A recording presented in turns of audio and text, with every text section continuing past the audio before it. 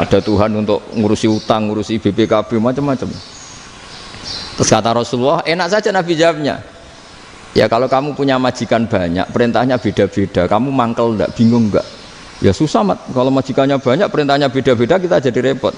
Senang mana? Senang majikan satu. Ya sudah, Tuhanmu itu majikan kamu. Kalau Tuhannya banyak, perintahnya macam-macam, kamu yang repot. Akhirnya sudah mat, Tuhannya satu aja. Nah, itu ya barokahnya diskusi tadi, barokahnya enggak perang. Daraballahu mathalan rajulan fihi syuraka'u mutasyakisuna wa rajulan salamal lirajul hal yastawiyani masalah. Terus alhamdulillah. Jadi orang yang paling kafir pun saat itu taslim. Nah ini kembali ke kalimat la ilaha illallah. Saya tidak perlu provokatif, pasti teori saya itu benar. Bukan saya bilang benar itu karena sombong, enggak. Ini sesuai teks. Misalnya begini, benar enggak kelompok takfiri yang suka ngafirkan orang lain? Itu pasti tidak benar. Logikanya gampang. Orang yang kafir 70 tahun saja dengan melafadzkan la ilaha illallah menjadi muslim. Masa dengan kalimat yang sama yang muslim menjadi kafir? Itu logikanya kan nggak ketemu.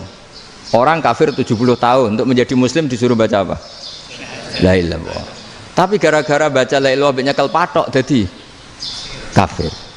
Pertanyaannya, loh ini kalimat apa? Kalimat untuk mengkafirkan apa kalimat untuk mengislamkan? Karena yang kafir dengan kalimat itu menjadi Islam, ternyata yang Islam dengan kalimat itu menjadi kafir. Itu ketemu nggak? Cara logika itu kan nggak ketemu kan? Makanya cara pikirannya Abul Hasan Asyadzili, dan saya setuju pikiran itu.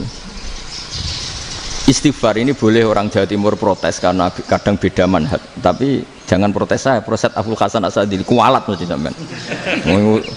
Ketua Torekoh napa? Sadiliyah. Cara madzhab Sadili, dan Anda boleh berbeda madzhab, mencari khasnya wong kampus sing wani beda kapasitas lah, pokoknya butuhnya beda dan ketok pinter, ketok kritis tuh. Cara madzhab Abul Hasan Asyadzili itu gini Pak Rektor, jadi istighfar itu baik, tapi ba'da kamali tauhid, setelah tauhidnya itu benar. Alasan beliau masuk akal ketika ada ayat fa'alam annahu la ilaha illallah wastaghfir li dzambik bihadil kalimah. Jadi orang boleh istighfar setelah tauhidnya benar. Alasannya Abdul Hasan Asyadzili begini, qulil ladzina kafaru iyantahu yughfar lahum ma qad salaf.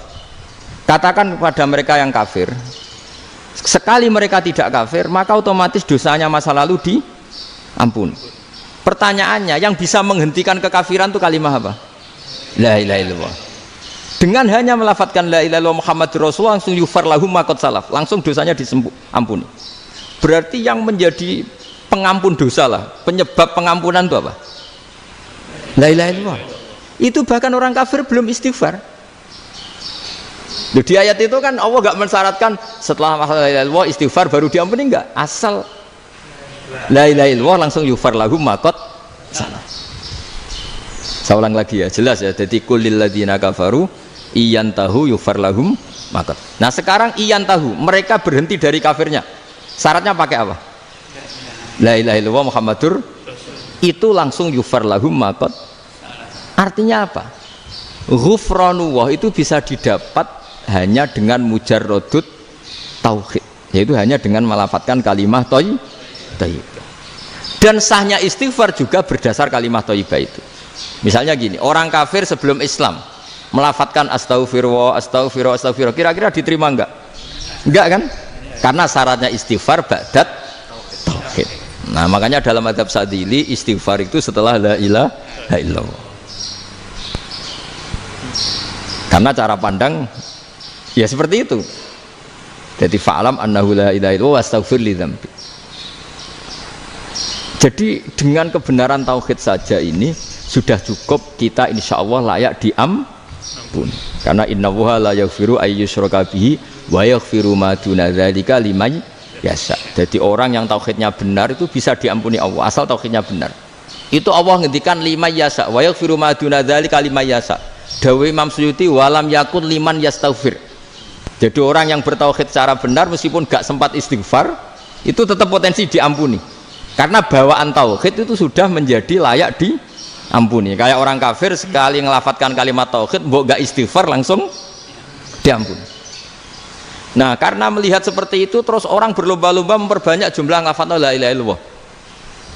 Jadi kita yang alim, kita semua, saya tidak bilang saya, kita termasuk yang di pinggir-pinggir saya ngaku alim ora masalah lah sopai.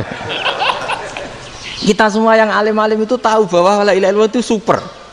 Sudah bawaannya tauhid, juga punya kelayakan Nah, kemudian nasib kita agak sial. Malah kalimah ini dituduh bid'ah, dituduh khurafat. Mergo Nabi nggak pernah tahlilan, Nabi nggak pernah tahlilan. Kalau diartikan Nabi ratau maca la ilaha illallah, aneh gak kalimah ini. Nah, ini provokatif ini. Jadi ini sudahlah keanehan-keanehan ini kita terima karena ciri utama wali, ciri utama ulama itu wa'udhu fisabili, harus pernah disakiti. Jadi kalau Unisma sakit kalau dituduh apa? Dituduh bid'ah itu berarti belum calon ulama. Calon ulama itu wa'udhu fisabili, harus disakiti. Jadi kalau kamu disalahpahami itu ya harus santai. Provokatif tadi. Iya, termasuk provokatif tadi. Termasuk diatur tadi. Jadi kalau cara berpikir kan, karena mereka itu memang kalau kita turutin itu memenya itu terlalu, kadang menghujat kita itu enak ya jadi KNU, ada orang mati datang, kiainya dapat makan, dapat rokok, terus pulang. Jadi apa? Terus kita kayak tersangka terus. Kita kan kayak tersangka terus. Tertuduh terus itu. Terus yang orang NU ya memenya juga nggak kalah ekstrimnya. Boleh ya ajaran orang nggak boleh ngasih kiai gitu. Berarti boleh dong ajaran kikir. Jadi memang kadang apa ya, cangkem elek lah bahasa kasarnya itu. Itu memang kadang lebih mengenakan kalau kita datang ke acara mayat kan dapat makan, dapat minum. Kalau yang sohibul bed rokok ya dapat rokok. Kalau kiainya dapat wajib, kadang 20.000, kadang 50.000. Terus memenya itu kok setega itu ya, ada orang meninggal kok malah kita makan-makan. Seakan-akan kan kultur ini biadab kan gitu. Tapi yang orang NU kebalikan bales. Oh ternyata nggak boleh ya mayat disodakoi, ternyata nggak boleh ya orang dermawan. Berarti Islam membolehkan medit ya gitu. Yang modus ini kan, tangan-tangan itu luwih mandi timbang takbir ya kan. Karena ini kan memicu emosi kan. Memicu apa? Emosi. Nah, tapi saya kalau disuruh bela mana itu tidak ada yang saya bela. Ya seorang sudah lah, kalau mau nganggur saja sudah itu. Ya tapi itu memang apa ya? Itu khazanah Islam. Ada yang kritik, ada yang enggak. Ya itu memang khazanah. Ya biasa aja. Kalau saya biasa. Wajar. Karena dulu ulama itu sudut pandangnya itu ya seperti itu. Ada yang ulama suka ibadah itu sholat, ada yang milih apa tidur. Sampai Imam Ghazali bilang suatu saat ibadah terbaik di zaman akhir itu tidur kan. Sholat saja kalah sama tidur kan. Tapi itu loh ya, yang wajib tetap loh, terus kamu gak sholat wajib. Begini beliau mencontohkan itu. Ada orang sholat tahajud terus obsesinya itu ingin hajatnya terkabulkan. Sementara yang tidur obsesinya nikmati rahmatnya Allah, boleh tidur, bisa tidur. Kata Imam Ghazali, timbang kita tahajud terus nuntut pangeran aduk turu katanya. Mergo engko diakibat terus setan memberi bisikan, lho nyatanya kamu tahajud ya gak terkabul. Berarti cerita bahwa Nabi ngendikan kalau doa tahajud mustajab enggak. Daripada ngono ki aduk turu ora tau donga ya. Timbang abri-abri Islam ya, timbang ngelek-ngelekin apa? Islam. Jadi ulama itu mulai dulu itu sudah berpikir. Banyak orang menjadikan tahajud, sholat malam itu media untuk hajatnya. Dan kalau nggak kesampaian ini mutung. Nyalahkan kiainya ijazah ramandi. Macam. Daripada ngono ora usah apa? Tahajud turu. Dan jenis kayak ini tuh banyak. Makanya ulama kayak saya itu saenake dhewe itu ya jarak. Saya sering didolani muhibbin terus bilang, Gus saya doakan gini-gini, saya mau nyalon bupati atau saya gini. Saya bilang gak waduh orang dongo, nak ramandi darani ulama dongane ramandi. Nak mandi kamu jadi bupati tetap nganggep karena beli. Sopo sing ora bupati saya gak beli. Ribet kan? Ketika mereka jadi ngunsurkan doa kamu apa karena kemarin beli. Yang beli maksudnya nggak beli nggak usah tersinggung. Jadi ribet ngadepin. Ndak artinya gini loh, doa itu jangan dipakai begitu loh. Kalau minta nasihat tak nasihati, jadi bupati yang baik, gubernur yang. Kalau minta doa itu resikonya.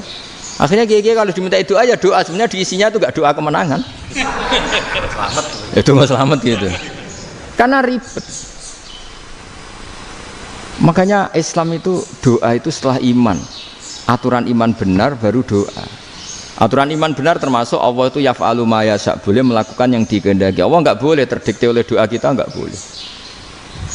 Ya saya ulang lagi ya, madzhab Hasan Asyadzili ini khas kita. Jadi la ilaha illallah itu didahulukan sebelum istighfar. Tapi kebalikannya madzhab Imam Sanusi itu dibalik. La ilaha illallah itu kalimat yang sakral. Karena yang sakral dibutuhkan muqaddimah, yaitu yang melafazkan